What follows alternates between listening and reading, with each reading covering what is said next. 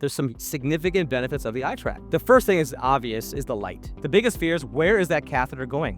Whether it's a suture gap or other canal kind of catheters, we just don't know where it is when we pass our gonio view. If you don't have a lit catheter, the only time you know you're not in the right space when the patient goes, ouch, right, and starts moving. Say if you'd come up against resistance and you think, okay, let's inject some more, but you don't know which space you're injecting to, you could run into troubles. It's very easy to insert. You know exactly where you are. If you're off your track, you immediately notice it because the light's going in the wrong way. Since we're talking about, iTrack, is that you know exactly where the catheter is going. If you feel that you're uncomfortable with being sure whether an implant's going to be in position, I think implants have a role. Maybe you feel not sure about putting an implant, you don't have to worry about it in this situation, right? So there's these benefits in that.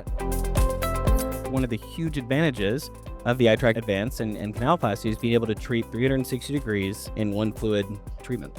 It's able to go 360 so much more smoothly than some of the other devices I've used. The material, the shape of it, and the size of it, it really does fit the canal very well. And so going 360 very quickly and efficiently is something I've seen more with the iTrack than I had to do with some of the other devices. The heart and soul of it, though, is really the viscodilation, the pressurized delivery of the viscodilation. With the OBD, what you're doing is you're using this to try and dilate and anatomically remodel all of these structures. So that's why you need a larger amount of OBD, because it's not just focused within that small space of the Schlemm's canal, but also the distal outflow that's beyond that. My first case, I was afraid of putting in too much viscodilation, but it's not a problem because it resolves very quickly and you got this lovely blanching of a very wide area. I think, wow, this is really great. When you have a good volume of viscoelastic, where you have that visual feedback when we're doing surgery, of seeing the blanching in the episclera, right, from the episcleral veins getting that viscoelastic, so we know we're past the door, right, that got through the trabecular meshwork and reached to the other side.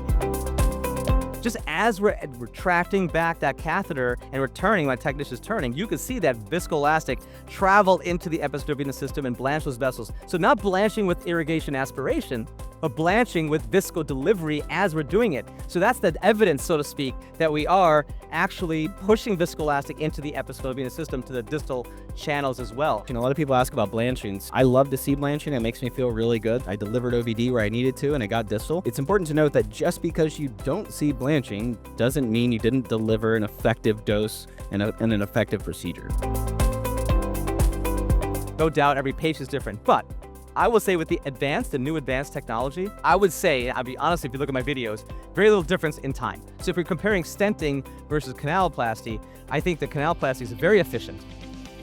So some people worry you have a scrub nurse that needs to be participating in the procedure.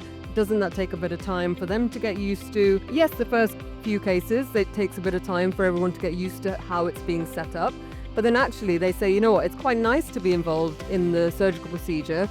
And you can quickly get that efficiency. Once that's adapted and you've got used to it, then it works very well.